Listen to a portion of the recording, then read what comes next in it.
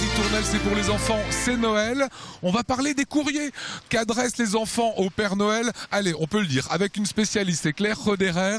Vous êtes à l'EM, maître de conférence. Comment vous avez décidé un jour de travailler sur les enfants qui écrivent au Père Noël?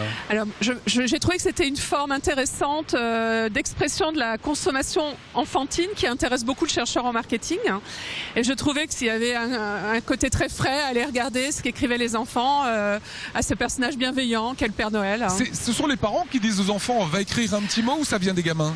Alors, ça peut venir aussi de l'école, parce qu'il y a des instituteurs qui utilisent la lettre au Père Noël pour des apprentissages, mais souvent c'est à l'intérieur de la famille, parfois un grand frère, une grande sœur ou les parents.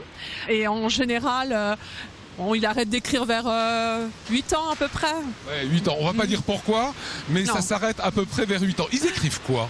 Alors, souvent c'est pour préparer la liste, donc c'est une organisation, ils sont prescripteurs, ils demandent les cadeaux qu'ils ont envie de recevoir à Noël, mais pas uniquement, ils s'expriment sur leurs performances passées à eux, ont-ils été sages, méritent-ils vraiment, sur des promesses sur l'avenir, un peu comme on le fait aussi en tant qu'adulte parfois pour négocier. Je me comporterai bien, je travaillerai bien. Je travaillerai bien, je n'ai peut-être pas été au top, mais ça va changer.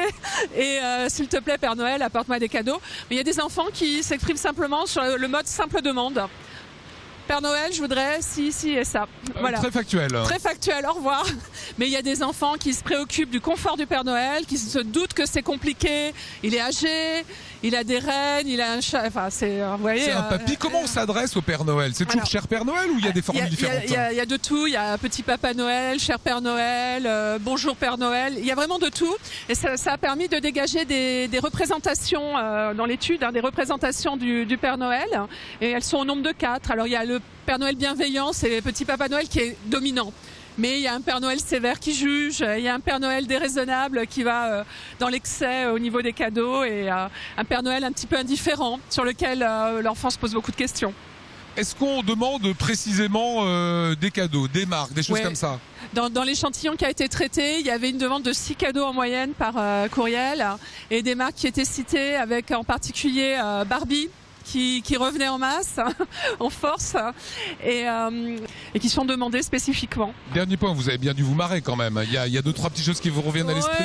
Oui, c'est charmant. En fait, oui, effectivement, c'est des sujets d'études tout à fait plaisants.